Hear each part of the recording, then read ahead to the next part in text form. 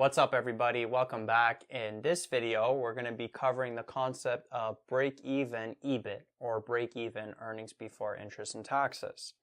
So to do a quick review, in the last videos, what we showed was that financial leverage magnifies gains and losses to shareholders. And at the end, what we did was we plotted the earnings per share versus the earnings before interest and taxes for both an unlevered firm, which is represented by this blue line, and a levered firm, represented by this black line. And what we showed was that the levered firm has higher gains than an unlevered firm as earnings before interest and taxes goes up, but it also has higher losses if earnings before interest and taxes go down. Now, notice how there's this point here where the earnings per share for both a levered firm and an unlevered firm is the same. And that's what we're going to be going over today. So basically what we're going to be doing is we're going to be finding what is this earnings before interest and taxes that makes both a levered firm and a unlevered firm have the same earnings per share. So we're going to be finding this coordinate here, this point.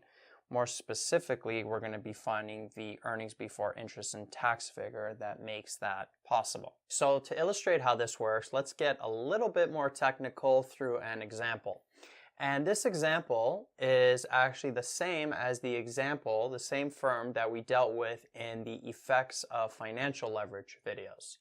And this is how these types of questions are usually going to be worded. So we have a firm and it's comparing two different capital structure plans. Plan 1 is all equity and the firm has 20,000 shares outstanding.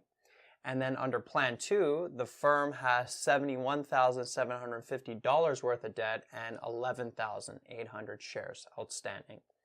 The interest on the debt is 6%. What is the break-even earnings before interest and taxes? Now we know that the break-even earnings before interest and taxes is the EBIT that would make the earnings per share the same for both a unlevered firm, so under Plan 1, and the levered firm under Plan 2.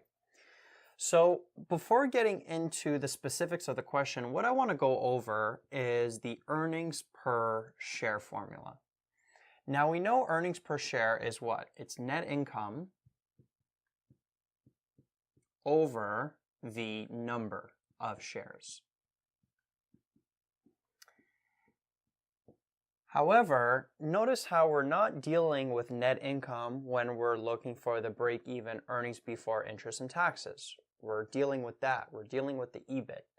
So how can we maybe rewrite the earnings per share formula to include this earnings before interest and taxes? Well, if you remember, what happens on an income statement? We have earnings before interest and taxes, then we subtract the interest, and we get earnings before taxes, and then on top of that, we subtract the taxes, and we receive our net income.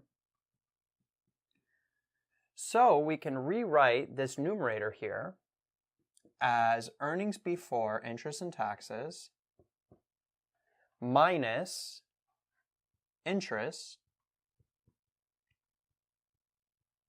and then minus the taxes. And then this is going to be all over the number of shares. So earnings before interest and taxes minus interest minus taxes gives us the net income. So both of these numerators are the same. Now notice that we can also rewrite this numerator in a different way. So instead of subtracting taxes here, what we can do is we know that when we take earnings before interest and taxes and subtract interest, we get earnings before taxes. So let's just deal with that. Let's take away these taxes here. So this bracket here is going to be the earnings before taxes. Now, how can we get from earnings before taxes to net income? Well, we can subtract the dollar figure of taxes. That's what we did before.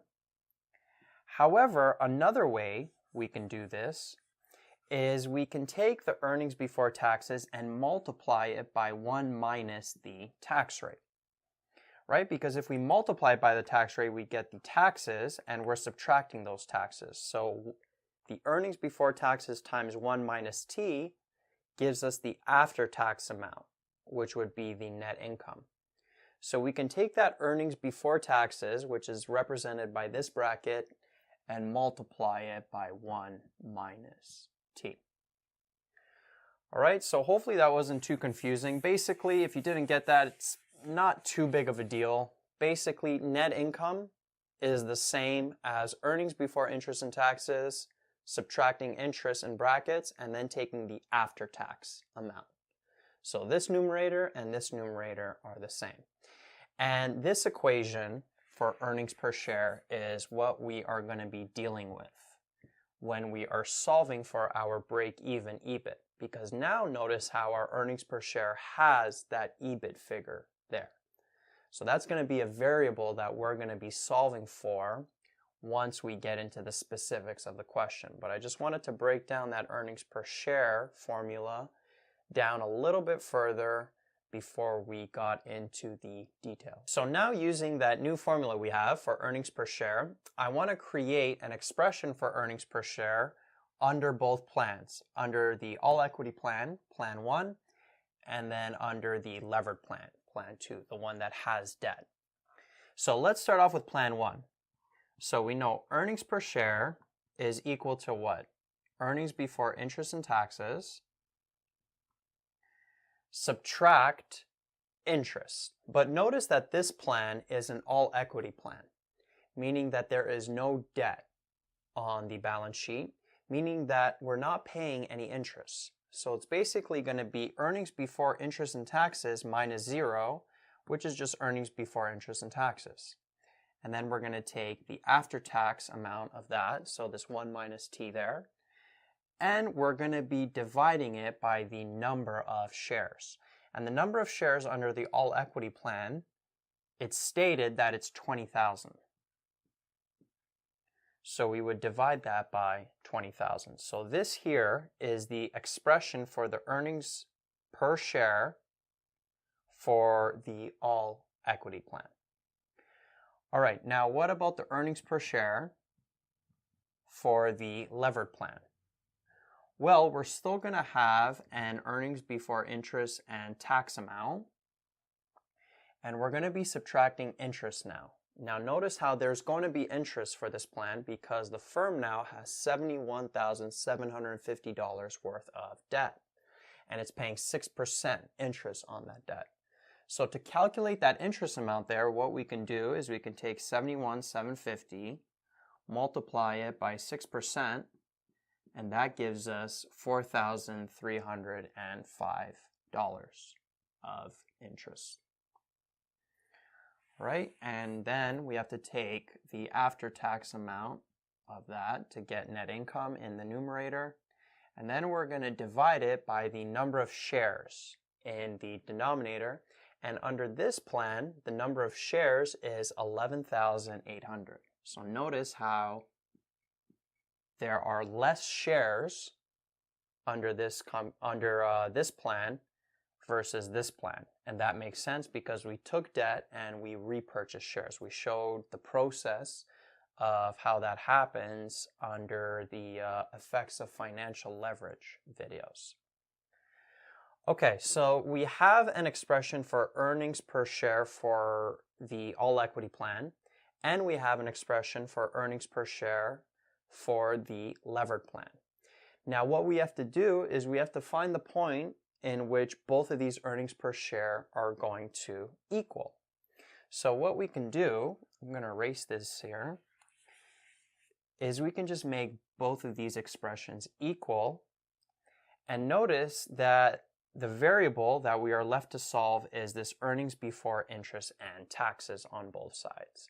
Another thing I want you to notice is how this 1 minus t and this 1 minus t can cancel out. We can just divide both sides by 1 minus t and both of them will go away. So taxes are irrelevant because if you think about it, the earning power of this firm is not changing. The only thing that's changing is that right side of the balance sheet. The assets are still going to be the same. They're still going to be earning the same amount. So the company is always going to be in the same tax bracket. So the taxes are actually irrelevant whenever you're solving for break even earnings before interest and taxes. So you may want to make a note of that. So taxes are irrelevant. Right? So even if we said that this company pays 30% taxes and we added 1 minus 0.3 here, 1 minus 0.3 here, both of those brackets would end up canceling out anyways. So whether the firm is paying 30% taxes, 40% taxes, it doesn't matter. Both sides, it will cancel out. And now notice that we are left with an equation with one variable. This earnings before interest and taxes is remaining, and that's what we have to solve for. What amount of earnings before interest and taxes will make the earnings per share equal for both plans? So instead of writing earnings before interest and taxes, what I'm going to do is I'm just going to put an x variable for both of these. So I'm going to put x here. So now we have an equation with this x variable. We can cross multiply and solve for it. So 11,800 times x gives us 11,800x. And then 20,000 times this bracket, the way we show that is 20,000 times x minus 4,305. And what we can do is we can now distribute this 20,000 inside the bracket. So we'd have 20,000 x, and then 20,000 times 4,305, that would give us 86,100,000. And now what we can do is we can bring all of the terms that have an x to the right side, and then we'll bring this negative 86,100,000 over to the left side. So we'd have positive 86,100,000, and then we'd have 20,000x minus 11,800x. That would give us 8,200x. And then to isolate for that x, we divide both sides by 8,200.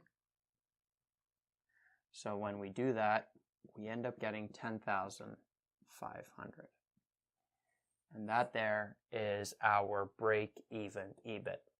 So at this earnings before interest and taxes, 10,500, both of these plans will have the same earnings per share. And you can always check your answer by taking this 10,500 and plugging it back into this formula for both plans and seeing if you get that same earnings per share figure. And to show this visually, if we take, again, the earnings per share and plot it against the earnings before interest and taxes for both an unlevered firm and a levered firm, in this case, the levered plan and the unlevered plan is going to have the same earnings per share at an earnings before interest and taxes of 10,500. So this is what we solve for. So these questions are not too bad. Basically what you have to do is you have to take whatever plans they give you. In this case, we were given an all-equity plan and a levered plan, and you have to create an expression for earnings per share under both plans. Remember, taxes are irrelevant. The company is going to be in the same tax bracket, so you could forget about that 1 minus t when you make them both equal. And then you just have to solve for that earnings before interest and taxes that make both of those earnings per share equal for both plans. So it's not too bad of a process. There's a bunch of questions in the book that you can work on. There'll also be a lot of questions we'll go over in the mock midterms. Now, a couple of things I want to mention. In this question, we were given an all-equity plan and a levered plan, and we had to find the break-even EBIT. However, it's also possible that a question can give you two levered plans. So maybe one plan will have $71,750 worth of debt, and 11,800 shares outstanding, and another plan may have, I don't know, let's say $90,000 worth of debt and 9,000 shares outstanding. And then you have to find the break-even EBIT between those. Well, same thing would apply. You would just create an expression for earnings per share for both of those plans and then just cross multiply and solve for that EBIT. We'll go over questions like that as well, where we have plans that are both levered. Usually you'll be comparing an all equity plan to a levered plan like this question, but it's also possible for you to be comparing two levered plans, and you have to find the earnings before interest and taxes from both of those plans. Another thing to mention is that these types of questions may give you different kinds of information. So in this case, notice how for both plans they gave you the shares outstanding. So we had 20,000 shares outstanding, and then under plan 2 we had 11,800 shares outstanding. But it's also possible that you may have to figure this out. And if you remember, we figured this number out in the effects of financial leverage videos, where we took the debt, we divided it by the share price, and then we found the number of shares repurchased, and then we subtracted that from the original shares outstanding to get that new number of shares.